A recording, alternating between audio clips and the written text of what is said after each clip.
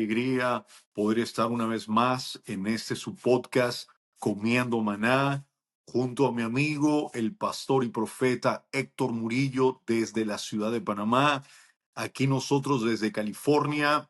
Y hoy vamos a tratar un tema que estamos seguros va a ser de mucha bendición para tu vida. Pastor y profeta, ¿cuál es el tema de hoy? Bueno, hoy vamos a estar hablando sobre las claves para un año extraordinario. Wow. Wow, wow, claves, claves. Siempre que escuchamos claves, entendemos que hay cosas que nosotros podemos hacer que pueden provocar, desatar, liberar bendición. Cuando accionamos estos principios, los ponemos en práctica, entonces comienzan a desatarse, a liberarse una serie de bendiciones, bendiciones que probablemente estamos esperando desde hace mucho tiempo, pero tenemos que entender que no van a llegar solas, profeta, sino que nosotros vamos a tener que hacer algo para provocar esta bendición. Desde que empezó este año estamos creyendo que será un año extraordinario, pero como decía este famoso científico genio de nuestros tiempos, Albert Einstein, decía, nunca tendrás resultados diferentes haciendo lo mismo, ¿verdad? Necesitamos obviamente hacer cosas distintas. Así que vamos a hablar de esas claves, papel, lápiz, anota, porque sé que esto va a ser de bendición para ti. Por supuesto que sí. Muchas gracias a toda la vasta audiencia de Comiendo Maná. La verdad es que retomando, ¿verdad? Esa frase de Albert Einstein de que esperar resultados diferentes haciendo lo mismo, definitivamente que no es lo más cuerdo de nuestra parte.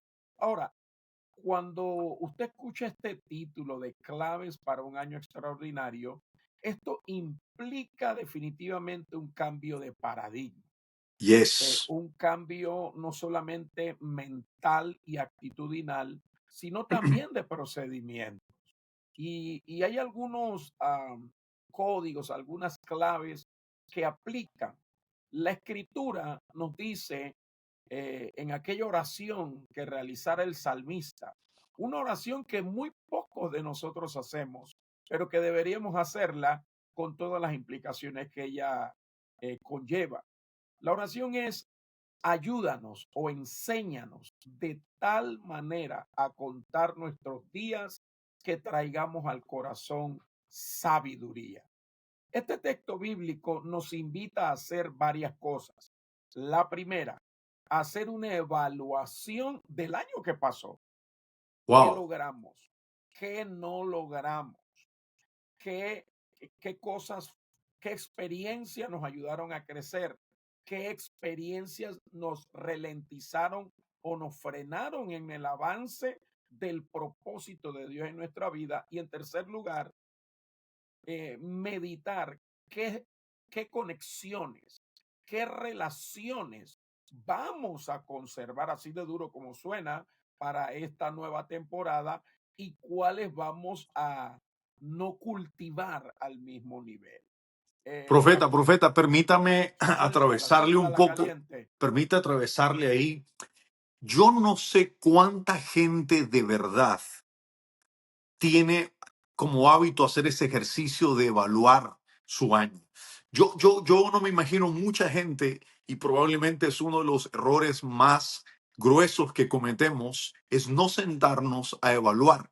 La gente a veces no tiene tiempo, no es que no lo tenga, es que no saca el tiempo para mirar atrás y decir, hey, eso no fue bueno, eso fue malo. La gente vive y vamos avanzando, ¿verdad?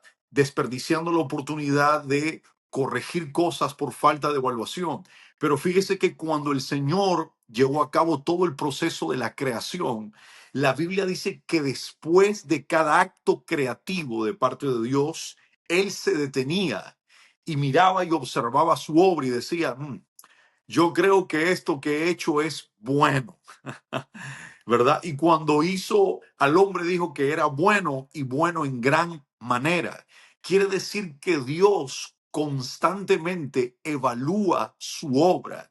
Si Dios siendo perfecto, eh, siendo la capacidad máxima, siendo una mente infinitamente superior a la nuestra, se toma el tiempo, el trabajo, la molestia de evaluar lo que está haciendo, cuánto más nosotros deberíamos hacerlo. Creo que eso que acaba de decir, ya ese principio me está bendiciendo, porque tal vez no ha terminado el mes de enero y ya nosotros deberíamos de habernos sentado y haber tomado nota de las cosas que vamos a dejar de hacer, las que dispusimos al principio de año para hacer y no hicimos, las clásicas, los que se iban a matricular en el gimnasio, los que iban a hacer dieta, los que iban a aprender inglés, los que iban a ahorrar, los que iban, todo lo que iban.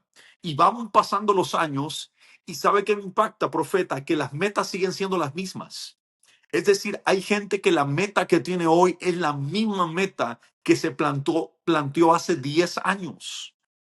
Y eso evidentemente es una falta, hay una evidencia de falta de evaluación. Porque si nos sentamos y evaluamos, hubiéramos dicho año deficiente, deficiente, deficiente, pero no lo hacemos. Así que creo que ese primer fundamento que usted está colocando, ese primer principio, deberíamos de adoptarlos todos en todas las áreas, en el área ministerial, personal, en los proyectos que tenemos. Hay gente que ha decidido, este año voy a emprender, pero se te acabó el año y no emprendiste nada. Y hay muchas cosas que todavía están en pausa y no dejarán de estar en pausa hasta que alguien no se siente, no evalúe su trabajo y diga, ah, tengo que hacer algo para cambiar y modificar esto. Claro que sí, y es importante, yo diría que es demasiado importante no solo hacer una auditoría del año que pasó, una evaluación del mismo, pero hacerlo bajo los parámetros correctos, Ojo, porque cuando se evalúa, se establecen criterios de evaluación. uff, Bíblicamente no podemos evaluar nuestro año eh, pensando en el pasado, sino en proyectarnos al futuro. Eso es lo primero. La Biblia dice, no hablarás con sabiduría cuando digas que los tiempos pasados fueron mejores. uff, No importa cuán glorioso haya sido el 2024, para mí fue increíble, pero la evaluación que yo hago del año no disminuye el favor de Dios, la gracia de Dios, todo lo que Dios hizo, pero tampoco podemos que nos dé el síndrome de la enramada, en donde los discípulos le decían a Cristo allí en el monte de la transfiguración, bueno es que nos quedemos aquí, que estemos aquí y hagamos una enramada para Moisés, otra para Elías y otra para ti. Cuando hay gente en necesidad abajo de ese monte que necesitaba liberación. En otras uff, fuerte, palabras, fuerte. no podemos evaluar para que el pasado, no importa cuán glorioso haya sido, secuestre nuestro futuro. Porque a veces nos envejecemos en la renovación. No, esto fue glorioso. Hay que quedarnos allí para siempre. No, señores. Toda experiencia que Dios te dio en el año que pasó, que acaba de pasar, es para proyectarte a una gloria mayor. Porque la Biblia no se equivoca cuando dice que la gloria postrera será mayor que la primera. Lo segundo, no podemos evaluar, no solo anclados al pasado, no importa cuán malo o bueno haya sido, tampoco podemos hacer una auditoría, una evaluación del año que pasó con una mentalidad fatalista. Ajá. Hay gente que tiene una mentalidad fatalista, todo fue malo. Nada del año que pasó debemos llevarlo al siguiente. No, señores. Eso es tener una mentalidad no solo negativa, sino fatalista. eh, Toda experiencia que nosotros tenemos aporta algo Yes. positivo si realmente queremos buscarlo y encontrarlo y utilizarlo como una palanca que nos potencie. en esta nueva temporada. Y en último lugar, cuando evaluamos, siempre debemos evaluar más allá de nosotros mismos. El problema es cuando nosotros evaluamos solo nuestro desempeño, solo lo que logramos y lo que no logramos, y no tomamos en cuenta las relaciones que Dios permitió que desarrolláramos, los proyectos que aunque quizás no los concluimos en ese año, todavía siguen desarrollándose de cara a esta nueva temporada. O sea, todo lo que Dios hace, todo lo que Dios permite que tú y yo vivamos en cualquier temporada va más allá de nosotros mismos. No podemos desvincular a terceros. Yo, por ejemplo, en esta plataforma tengo que decir que el año pasado fue un año en donde la relación espiritual, de amistad, ministerial, con el pastor Carlos, con quien ahora estamos en este maravilloso proyecto que bendice a tanta gente como es el podcast Comiendo Maná, y otros proyectos más en los cuales nos hemos visto involucrados y que han sido de bendición, que hay algunos que todavía se están desarrollando, amén a eso, pero debemos entender que siempre que uno evalúa y planifica con más personas involucradas, es mucho mejor. La Biblia no se equivoca cuando dice que dos son mejor que uno. ¿Por qué? Porque reciben mejor pago por su trabajo. Y uno dirá, pero ¿cómo que reciben mejor pago? Si tú agarras $100 y lo divides entre dos, la verdad es que te está tocando menos. Pero lo que no sabe la gente es que en el reino de Dios no existe la suma o la resta, existe la multiplicación. Yes. La inteligencia se multiplica, los recursos se multiplican, las conexiones se multiplican. Cuando tú evalúas tu año, cuando yo evalúo este año que acabo de terminar, yo digo, maravilloso año que me da nuevas amistades, nuevas personas, nuevos desafíos. Yo amo los desafíos. Entonces, las conexiones son demasiado valiosas. En el caso de Abraham, cuando Abraham sale de Ur de los Caldeos, a la postre llegaría a un lugar donde haría aliados, como lo fueron Manré y Escol. Eran amigos de sangre. Entonces, estas personas en un momento de desafío y de crisis fueron vitales para la vida de Abraham. Entonces, cuando evalúas tu año que pasó, evalúa también tus relaciones. Pastor. Wow. Ahora que usted hablaba de multiplicar, me venía a la mente el versículo de Deuteronomio 32:30, donde dice que uno hace huir a 1,000 y dos a 10,000. Wow. Eso en términos matemáticos no tendría ninguna lógica. ¿Por qué? Porque si uno hace huir a 1,000, pues dos deberían hacer huir a 2,000, ¿verdad? Correcto. Si hay una relación ahí. Pero hay un poder multiplicador en la unidad. Estamos creyendo, profeta, que Dios va a colocar gente correcta a nuestro lado Así para es. que todo en nuestra vida se potencie. Alguien que nos está viendo en esta noche está a punto de conocer a una persona que va a potenciar su vida, que va a llevar su vida a un nuevo nivel, a una nueva dimensión. La gente que es de bendición hace que las cosas que Dios nos ha dado sean más visibles, que los dones que tenemos guardados se manifiesten. Es decir, la gente que es de bendición, evidentemente se suma a nosotros y esto tiene un efecto multiplicador. Voy a repetir eso, se suma a nosotros y esto produce un efecto multiplicador en nuestras vidas.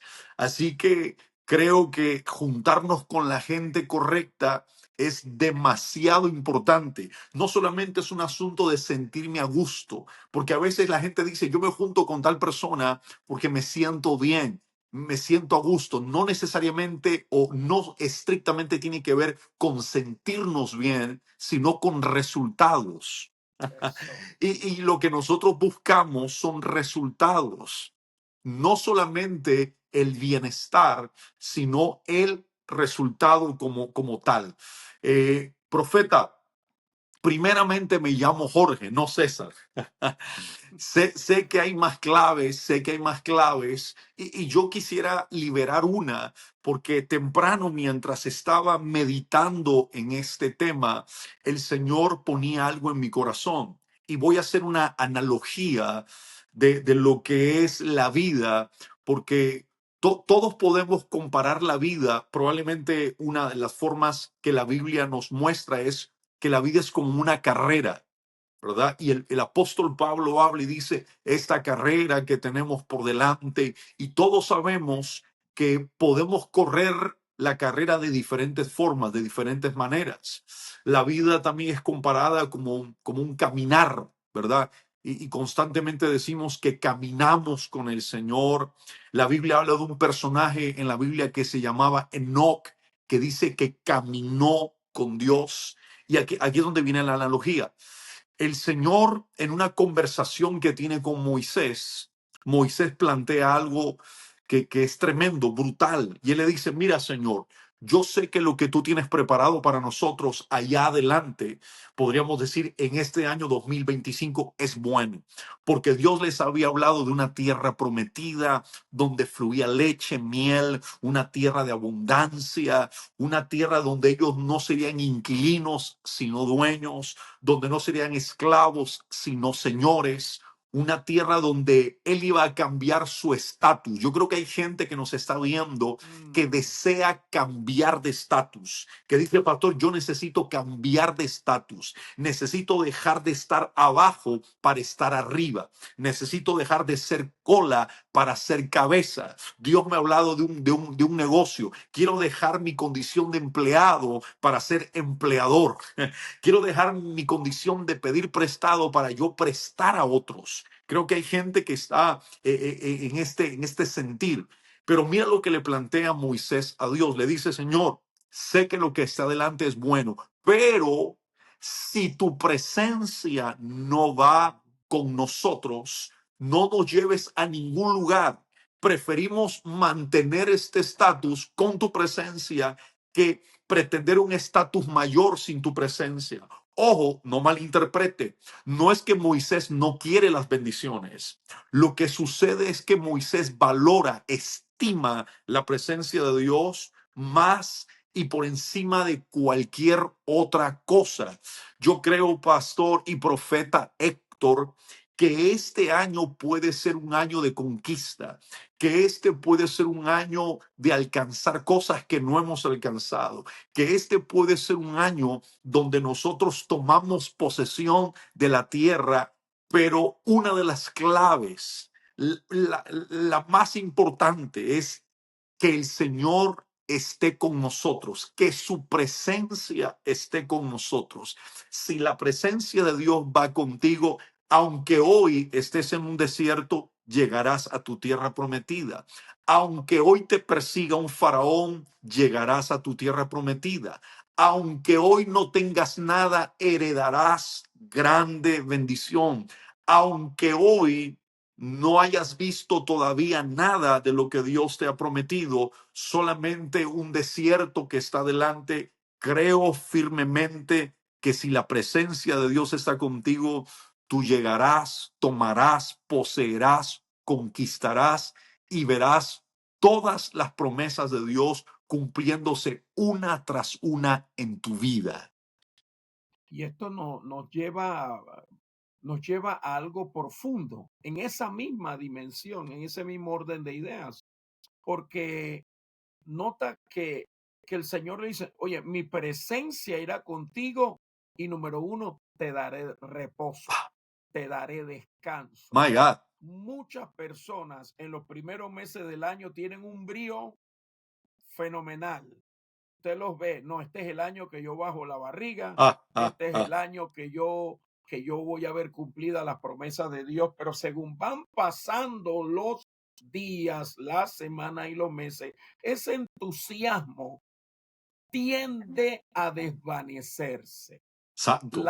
El creer de manera literal la palabra que Dios le dio, la palabra profética, la porción bíblica que Dios le entregó como una señal para este año, entonces se empieza a diluir y se convierte más bien en algo como simbólico, ya no literal. Entonces, por Mm, eso la presencia de Dios es el elemento que no puede ser excluido de nuestra entrada a este año. Si en mm, algo tenemos que invertir tiempo, lágrimas, ayuno, oración, dinero, lo que sea, es en eso, en cultivar y asegurarnos de que la presencia de Dios va con nosotros en cada paso que damos. Y en la Biblia, cada paso representa toma de decisiones. En otras palabras, tenemos que buscar la aprobación de Dios por encima del respaldo de Dios. Cuando tú y yo buscamos la aprobación divina, el respaldo divino está garantizado.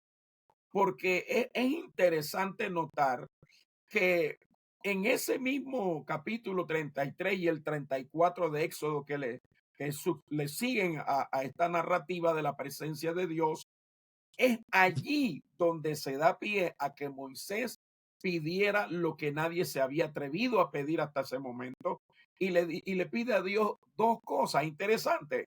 Mira lo que le dice Moisés a Dios: muéstrame tu camino para que te conozca. uf, O sea, si la presencia de Dios va con nosotros, no es para utilizarla como un amuleto, pensando que porque la presencia de Dios está con nosotros, la victoria está garantizada. La presencia de Dios no es garante de victoria. La presencia de Dios es garante del señorío de Dios. Note que la escritura enseña que en una ocasión los israelitas habían convertido el arca del pacto en un amuleto. Y como el yes. arca estaba, gritaron porque llegó el arca. O sea, la victoria está garantizada porque la presencia de Dios está. Pero ¿cuál fue su sorpresa cuando fueron vencidos irónicamente en un lugar llamado Ebenezer, que significa hasta aquí nos ayudó el Señor? Ah, Entonces, ah, entonces cuando tú y yo pedimos que la presencia de Dios vaya con nosotros, es primero para guiarnos a agradar a Dios. wow. Porque Moisés, este gran Moisés, también cayó en eso. Porque en una ocasión Dios le da agua de la peña y él le dice: Moisés, háblale a la peña, y brotó el agua. Pero más adelante en el libro de Números encontramos que Dios vuelve y le dice lo mismo. El pueblo se queja porque no había agua y él le dice: háblale a la peña. Pero Moisés se molesta con el pueblo y molesto les dice: ya verán cómo les hago brotar agua de esta peña. Perdóname, ya no era Dios, ahora era él. Y él viene y golpea la peña y de que salió agua, salió agua. Pero ¿qué dijo Dios? No me santificaste en las aguas de Meriba. Y eso le costó el entrar a la tierra prometida en el tiempo ideal y tuvo que entrar en un tiempo alternativo. Entonces, ¿qué Dios nos está diciendo? Para nosotros mantener la presencia de Dios en esta temporada, porque sin ella estamos perdidos, tenemos que buscar el, el beneplácito divino, la aprobación de Dios, no solamente el respaldo de Dios, porque hay gente que con todo y respaldo fueron desechados.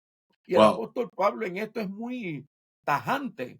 Y él dice: golpeo mi cuerpo y lo sujeto a servidumbre, no sea que habiendo sido heraldo, ejemplo, motivación para otro, yo mismo venga a ser descalificado. En otras palabras, tu éxito no está garantizado porque la presencia de Dios esté en ti, sino porque tú estés en la presencia de Él, diciendo: Señor, aquí estoy. Si tu presencia no va conmigo, no nos saques de aquí. Entonces él viene y le dice a Dios, ahí en Éxodo 33, muéstrame tu camino. O sea, la presencia de Dios te hace anhelar sus caminos. La Biblia dice: sus caminos notificó a Moisés y a Israel mostró sus obras. En otras palabras, yo siento a Dios, cuando Ah, nosotros anhelamos, todo el que me dice: Héctor, yo experimenté la presencia de Dios, yo no le pregunto si tembló, si se levantó un paralítico, lo que yo le pregunto es, ¿cuánto anhelas conocerle? Mm. ¿Cuánto anhelas sus caminos, sus maneras, no las tuyas? ¿Cuál es tu nivel de rendición delante de la voluntad del Padre a raíz de que estuviste en la presencia de Dios? Porque a veces nosotros hacemos énfasis en los efectos visibles de la presencia de Dios, pero no en los efectos de carácter que la presencia de Dios debe producir en nosotros. Moisés Wow. habla de presencia y después habla de camino, pero después de camino, porque Dios le dice, también te he escuchado en esto, fíjate, también. Y entonces Moisés toma valor y dice, ¿sabes qué? Su presencia está con nosotros. Amo sus caminos. Ahora yo quiero que Él me muestre su gloria. Wow. Y Él se atreve y le dice, muéstrame tu gloria. ¿Y qué le mostró Dios? Le mostró al camino, la verdad y a la vida. O sea, le reveló a Jesús. Poderoso. Cada vez que tú y yo nos enamoramos de la presencia de Dios, sobre todo en un tiempo tan especial como este, va a surgir en nosotros un anhelo de conocer sus caminos. De hecho, en el libro de los Hechos, a el Evangelio se le llama el camino, porque todo hace alusión a Jesús, que es el camino. Y cuando Moisés le dice, muéstrame tu gloria, le dice, mira, yo te voy a esconder en una hendidura de la peña. La palabra hebrea que se utiliza allí para hendidura literalmente significa herida en el costado. Mm. Nosotros sabemos quién recibió una herida en el costado. En otras palabras, el Padre le estaba revelando a Jesús, le estaba diciendo, no verás mi rostro porque no será necesario, porque todo el que recibe la revelación de esa herida del costado, del sacrificio del cordero, ya va a haber visto mi rostro sin necesidad de verlo. Porque Wow. los judíos decían, el que ve el rostro de Dios muere. Eso era lo que se creía. Pero es que tú no tienes que ver el rostro, tú tienes que ver el costado. Uf, Ah, tú ah, tienes que ver ah. el sacrificio de Cristo. Entonces, ver la gloria de Dios. ¿Qué dice la Biblia de Jesús? Que Él es la gloria del Dios invisible. O sea, entonces cuando Moisés pide mostrar la gloria, dice, yo haré pasar delante de ti todo mi bien y tendré misericordia del que tendré misericordia y seré clemente con quien seré clemente. En otras palabras, para esta temporada, el anhelo de nuestro corazón, la prioridad de nuestra vida debe ser la presencia de Dios, porque ella nos va a llevar a anhelar sus caminos y el anhelar sus caminos nos hará que se nos sea revelada la persona de Cristo en una dimensión que tú todavía no lo has visto, porque hay 5 dimensiones, las digo rapidito, de Jesús que Él nos quiere revelar en este año, en esta temporada. El primer nivel y el más básico, pre-kinder, kindergarten, el Cristo histórico, pero después viene el Cristo crucificado. Pablo lo Mm. dijo, y mi predicación pretendí no saber nada sino a Jesús, a Cristo y a este crucificado. Pero está también el Cristo glorificado, el Cristo resucitado. La Biblia dice en la carta a los romanos que el mismo espíritu que levantó de entre los muertos a Jesús vivificará nuestros cuerpos mortales por su espíritu. Bendito sea Dios. Pero hay otro nivel más allá del Cristo histórico, del Cristo crucificado, del Cristo resucitado. El Cristo resucitado es aquel que le dijo a esta mujer, no me toques porque todavía no he subido al Padre. Es el Cristo que se le apareció con las puertas cerradas a los discípulos que estaban temerosos y les dijo, reciban el Espíritu. Pero hay un nivel más allá, que es el Cristo glorificado, que es el que se le apareció en la isla de Patmos a Juan, de que su rostro brillaba como el sol, sus ojos como llama de fuego, estaba con un cinto de oro, ya no una cruz a cuestas, sino un cinto de oro, ya no Mm. los lienzos doblados en la tumba, un cinto de oro en su cintura, hablando de su reino, de su dominio. Y finalmente, en un momento histórico, a la iglesia se le va a revelar el Cristo eterno, que es aquel que viene en las nubes y todo ojo le verá. Y los que le traspasaron también lo van a ver. Wow. Entonces, estos niveles de Jesús solo nos son revelados cuando nos metemos donde. ¿Qué dice la Escritura? Que lo que se meten en el, si hubieran estado en el secreto de Jehová, hubieran hecho oír mis palabras al pueblo. O sea, Wow. la Biblia lo dice en Jeremías, que los secretos escondidos, los tesoros escondidos, los secretos muy guardados, son para nosotros, que decimos, Señor, si tu presencia conmigo no va, yo no quiero ir a ningún lugar, menos al 2025, pastor. Ah, ah, poderoso. Profeta, otra de las cosas que creo que nosotros no podemos hacer en este año, siguiendo la misma línea de Moisés, del pueblo de Israel y del desierto, escucho bien porque esto sé que alguna vez es algo muy popular dentro de la iglesia, culpar al diablo por todo. Todo lo malo que Mm, le sucede a la gente, el diablo. Se le pinchó la llanta del carro, el diablo. Lo llamaron para cobrarle, el diablo. Todo lo malo parece ser culpa del diablo. Pero ¿sabe qué me llama la atención? Me llama la atención que en el Éxodo, cuando vemos al pueblo de Israel saliendo, atravesando el mar, y luego Faraón, que representa al diablo, y todos sus huestes, a los demonios, se internan en las aguas tratando de alcanzar a Israel. Pero la Biblia dice que el mar se cerró y entonces Faraón, sus carros y toda su gente de a caballo fue sepultada en las aguas y no pudieron perseguir más a Israel. Y es más, hay un momento determinante cuando ellos están atravesando las aguas y el Señor les dice, miren, miren a Faraón, volteen y véanlo porque esta será la última vez que lo vean. De ahí en wow. adelante, Israel nunca más tiene un problema con Faraón, ni con los carros de Faraón, ni con los ejércitos de Faraón. El problema de Israel para no poseer la tierra prometida no tiene nada que ver con su enemigo, con su adversario, porque de hecho nosotros culpamos a Satanás de todo. La expresión Satanás ni siquiera es el nombre propio del diablo, ¿verdad? Porque la expresión Satanás es un adjetivo calificativo que significa adversario. Y nosotros siempre estamos culpando de todas nuestras desdichas, desgracias, problemas a Satanás. Pero fíjese usted, la pregunta es, ¿dónde estaba el adversario cuando Israel estaba atravesando el desierto durante 40 años? ¿Dónde estaba el adversario? Señores y señoras, no había adversario.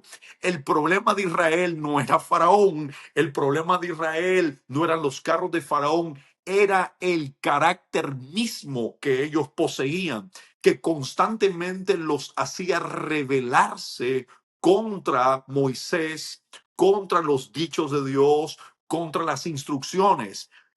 ¿Por qué estoy diciéndote esto? Porque puede ser que el año 2024 tú culpaste al diablo de todos tus fracasos. Ay, es que el diablo, pastor, se me levantó y mire que esto, y tal vez no fue el diablo, sino tu carácter, mi carácter. Yo tengo que reconocer que a veces el mayor problema para mi falta de avance, de progreso en algunas áreas de mi vida, para una buena relación en mi matrimonio, para ser un buen ministro, no tiene nada que ver con el diablo, sino con el carácter que no he podido trabajar y desarrollar en mi vida.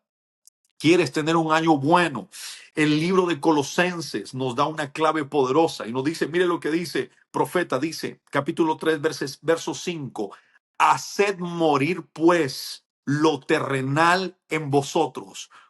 Cada vez que yo recuerdo esta porción, me viene a la mente, al corazón, me doy cuenta de algo poderoso que ni siquiera es trabajo del pastor ni de la iglesia que yo vaya al altar, ponga la cabeza y le diga, pastor, ore para que se me quite lo majadero, ore para que se me quite lo mundano, ore para que se me vaya el deseo de pecar. No, no, no, no, no, no, no. Es que eso no funciona así. Qué bueno sería que alguien pudiera ponerlo en la mano y que todo el deseo de hacer lo que no es agradable delante de Dios desaparezca. Pero la Biblia no dice eso. Dice, haced morir pues lo terrenal en vosotros. Quiere decir que el trabajo mío es diariamente, como el Jesús dijo cuando alguien pretendía seguirlo, ¿verdad? ¿Cómo funcionaba esto? Bueno, toma tu cruz cada día, ven y sígueme. Es decir, que nosotros debemos de trabajar constantemente para matar al hombre natural, que es el mayor problema que nosotros tenemos, que a veces se levanta contra nosotros mismos, nos hace zancadillas, nos hace caer, tropezar, y aquí el enemigo no tiene parte ni suerte en este asunto.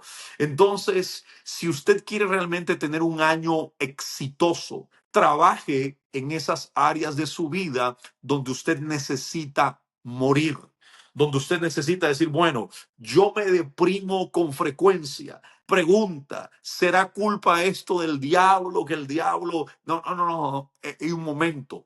Tal vez nosotros no estamos haciendo morir en nosotros esa parte natural que se levanta contra nosotros mismos para montarnos un golpe de estado, remover a Dios del centro de nuestras vidas, ¿verdad? Y poner al hombre natural. Mire lo que dice la Biblia, profeta. Dice fornicación, impureza, pasiones desordenadas, malos deseos, avaricia. Esto no es culpa del diablo, esto es culpa nuestra. Dice idolatría, cosas por las cuales la ira de Dios viene sobre los hijos de desobediencia, en las cuales vosotros también anduvisteis en otro tiempo cuando vivías en ellas. Dios mío, si hay algo que yo tengo que hacer en este año es tratar de hacer morir a Jorge para que ya no sea Jorge el que gobierna. Pablo en algún momento de su vida dijo, ya no vivo yo, Cristo vive en mí. Es decir, Pablo lo que nos está diciendo es, señores y señoras, trabajé tanto mi vida que logré destruir a Pablo. Y ya cuando sucede algo, Pablo no sale como un loco a responder, ya no se llena de ira, Pablo se tranquiliza, puede tener la paz, la paciencia de Dios, ya no gobierna Pablo, sino que ahora Cristo es el que ha tomado el control, la rienda, ya no soy un caballo desbocado, ¿verdad? Que cuando ve una amenaza sale, se levanta, grita y sale corriendo a cualquier lugar, sino que ahora tengo control. ¿Por qué? Porque iba a decir, he matado, he dado muerte a este hombre natural que muchas veces es nuestro mayor enemigo y mayor adversario. Profeta. La verdad es que cuando uno piensa en los casi 365 días que tenemos por delante, todo esto que estamos hablando, de cultivar la presencia, de hacer morir lo terrenal en nosotros, todo esto, lo de buscar el respaldo de Dios, la unción, lograr alcanzar, todo esto, cuando usted redacta su planificación, toda planificación, por hermosa que sea, debe fundamentarse en prioridades.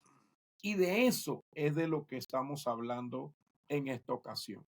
Cuando tú estableces tus prioridades, es decir, lo que es más importante, lo que hace realmente moverse la rueda de nuestra vida, lo que realmente nos va, las acciones, las actitudes, las actividades, los hábitos que van a hacer que entremos al cielo y vivamos victoriosamente aquí en la tierra, tenemos que establecer el orden de prioridades.